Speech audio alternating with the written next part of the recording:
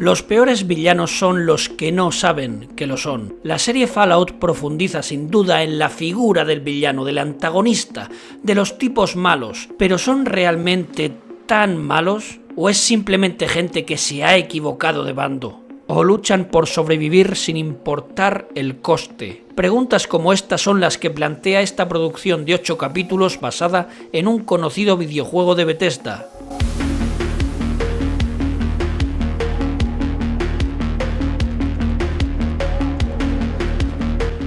Por supuesto hay más preguntas. ¿Somos fruto de las circunstancias y cada una de nuestras decisiones está condicionada por nuestro pasado? ¿O a veces somos malos simplemente por ignorancia? Como en el caso de Lucy cuando rocía a un científico en la cara, en un momento se convierte en villana simplemente por una mala interpretación. El tema principal de la serie Fallout parece evidente. Debajo de los efectos especiales y la carísima producción se esconde un sutil mensaje acerca de la naturaleza humana y más concretamente sobre la genealogía de la maldad. Ya en el primer capítulo el tema sobre el origen de la maldad se presenta explícitamente durante la asamblea en el Refugio 33. Hablan sobre educar a los habitantes del exterior y dudan de si conseguirán hacerlo sin volverse tan viles y retorcidos como ellos por el camino. Entonces en este punto empieza un debate interesantísimo acerca del porvenir de los prisioneros. ¿Deberían moldear el entorno para intentar hacerlos mejores personas? Se está poniendo sobre la mesa la idea cognitivista sobre la reconversión del criminal y su puesta en libertad, de la que tantas veces se ha hablado en la historia del cine y el arte, como ocurría por ejemplo en la famosísima película Batman of Alcatraz con Burt Lancaster. Por otra parte, siguiendo con la asamblea, algunos de los allí reunidos piensan que esos criminales desgraciados no tienen remedio y deben pagar por todo el mal causado. Es la ley del talión. Ojo por ojo y diente por diente. En este contexto tiene completo sentido que una de las que están de acuerdo sea justamente una tuerta.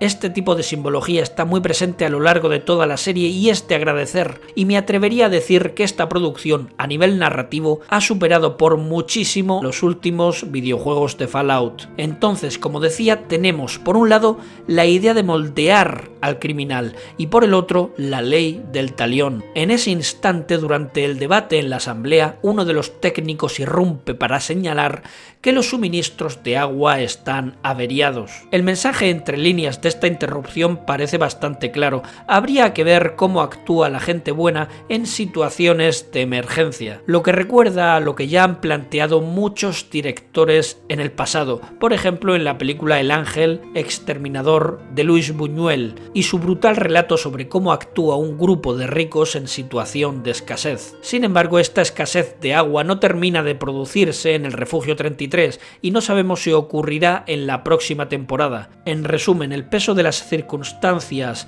y el entorno para explicar el origen de la maldad en Fallout es muy importante y diría que prácticamente esencial. ¿Es una visión demasiado simplista del asunto? Quizá lo sea, teniendo en cuenta que la violencia extrema a veces surge también en situaciones de paz y abundancia. ¿Qué es lo que les pasa?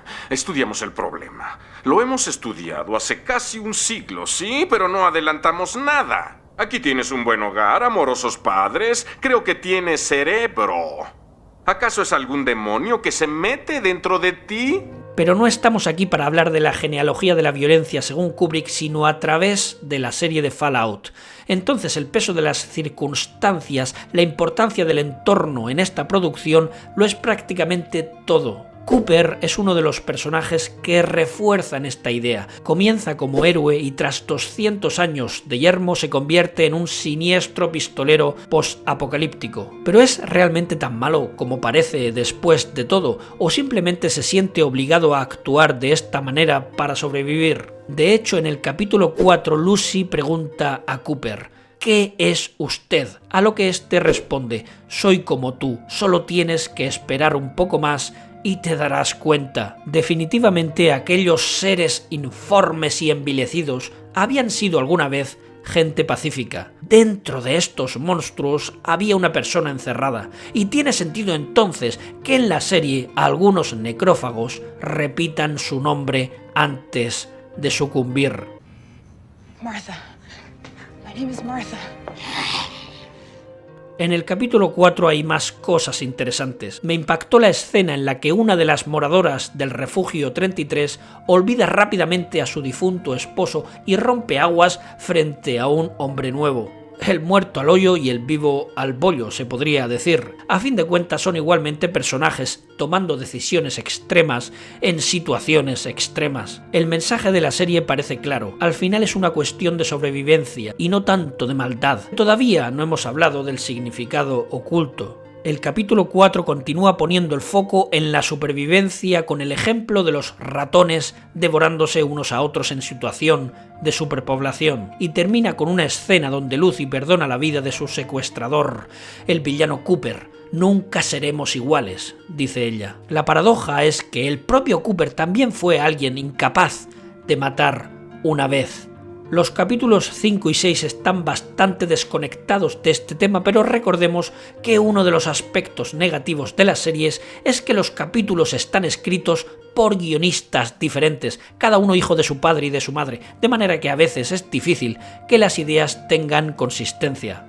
Aunque sí es cierto que en el capítulo 5 se profundiza en la idea del egoísmo y sobre cómo actuamos motivados por los intereses, las convicciones ideológicas o por salvar a nuestra familia, así como ocurría en The Last of Us. Estas ideas acerca de la relativización de la maldad, la manera en que se rompe el maniqueísmo entre buenos y malos para dar paso a una escala de grises donde cada facción en la serie tiene sus propios intereses y actúa movida de acuerdo a unos valores que considera correctos, están muy alejadas de los postulados de las películas de Disney clásicas, donde recordemos que los buenos eran buenísimos y los malos siempre malísimos. Sin embargo, las ideas de la serie Fallout sí estarían muy cerca de, por ejemplo, Estudios Ghibli, de las películas de anime de Miyazaki, en las cuales la figura del villano prácticamente no existía. Y llegamos al capítulo 7, donde la trama puede recordar por momentos a las películas de Sergio Leone, con frases sobre la venganza como «me buscarás y me matarás por lo que hice, así que te mataré yo primero». Y lo cierto es que la serie Fallout está impregnada de cierto aire western, más aún a través de la figura del renegado Cooper. A estas alturas empieza a desarrollarse el personaje de la supuesta villana principal, Sarita. Al comienzo es representada como una antisistema, pero ¿es realmente una mala persona? Eso es lo que veremos más adelante.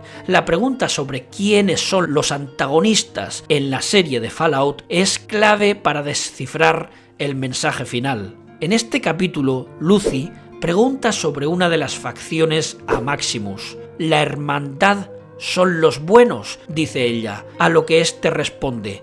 Es una organización complicada. En fin, ¿quiénes son los buenos y quiénes son los malos? La facción de la hermandad responde a intereses muy definidos, como todas las demás. ¿Quién está en lo correcto y quién no? Es difícil saberlo. Y no lo sabemos, pero el hecho es que a causa de estas ideologías tan diferentes existen las guerras. Simplemente el hecho de tener prismas muy distintos, opiniones diversas, produce necesariamente violencia. Entonces llega el capítulo 8 y toda esta temática acerca del bien y el mal empieza a encajar. Vault-Tec, la empresa encargada de crear los refugios, resulta también ser responsable de tirar la bomba que devastó el planeta. El motivo, según ellos, buscar el perfeccionamiento y la paz. Están convencidos de que el origen de la violencia se debe a la libertad de elección y, en consecuencia, al nacimiento de ideologías contrapuestas que generan fricción. Puede decirse que incluso Vault-Tec esconde motivos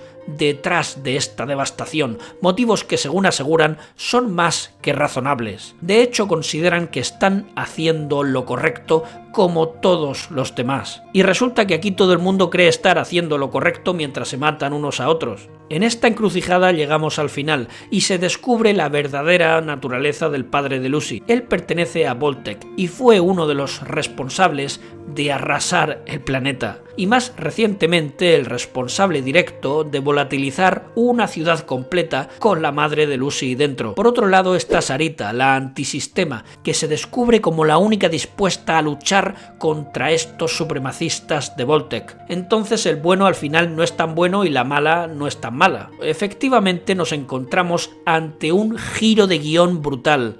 ¿Ha estado Lucy equivocada? ¿Estaba en el bando incorrecto durante todo este tiempo? Su padre se apresura a decir que él sigue convencido de estar haciendo lo correcto. ¿Qué puedo contaros? El hecho es que no hay buenos contra malos aquí, y el pecado, la violencia, se convierte en un asunto enormemente relativo. Entonces el octavo capítulo consiste básicamente en dar una vuelta de tuerca. Los malos pasan a ser buenos y los buenos se convierten en malos. Otro ejemplo es el hecho de que se descubre que Cooper, en realidad, está luchando por encontrar a su familia. Podríamos concluir que Vault-Tec, como las demás facciones, también tenían las mejores intenciones, incluso cuando decidieron tirar la bomba.